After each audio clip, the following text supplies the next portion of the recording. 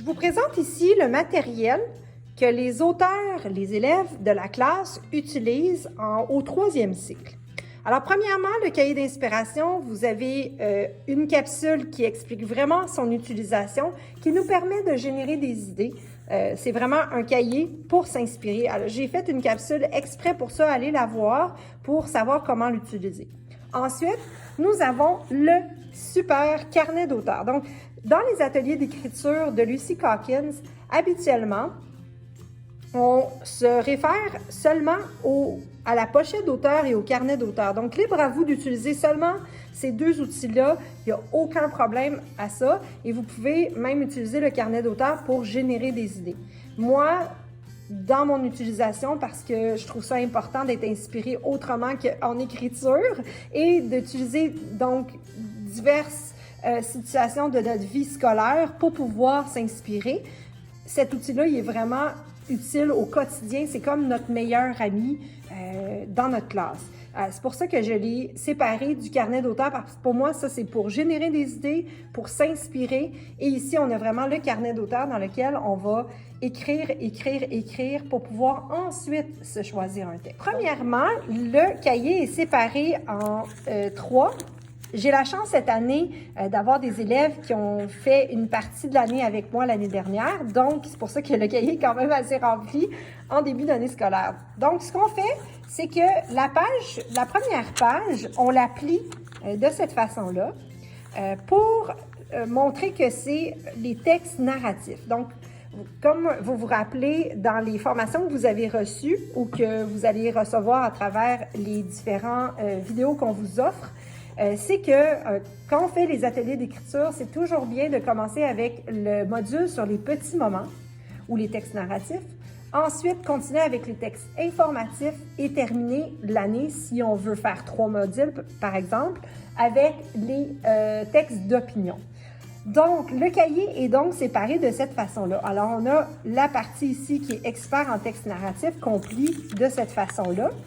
Et je demande aux élèves d'écrire le titre de cette section-là.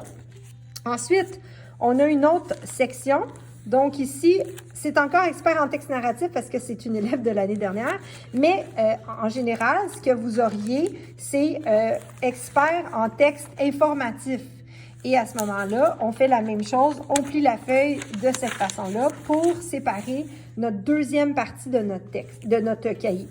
Et à la fin du cahier, vers la fin, donc c'est environ séparé en 3, mais on peut attendre,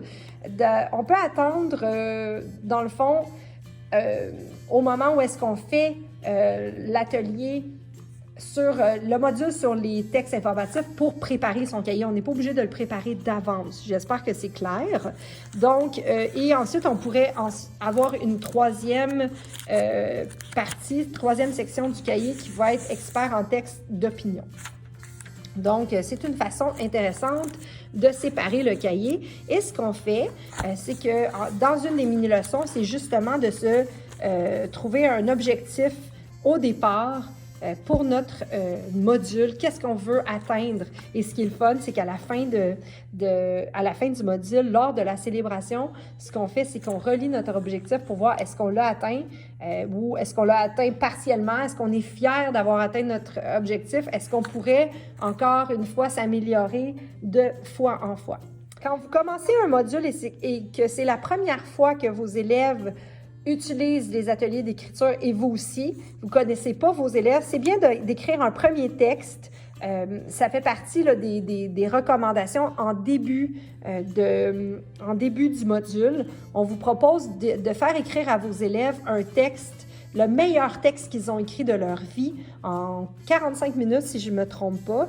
Et on vous demande ensuite de le lire vous-même chez vous et de pouvoir voir les forces et les défis que vos élèves ont. Donc, ce qu'on fait, c'est que au début, quand le texte est lu, moi, je prends le temps de leur écrire un petit commentaire sur leur texte et on le broche pour qu'ils puissent l'avoir jusqu'à la fin de leur module.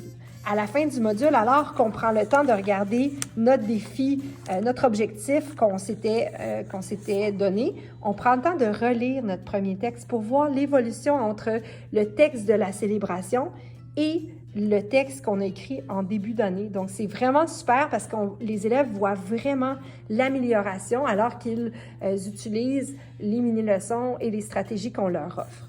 Donc, voici ce qu'on peut retrouver dans un carnet d'auteur. Bien, premièrement, ça peut être des textes modèles qu'on a travaillés dans la partie engagement actif de notre mini-leçon.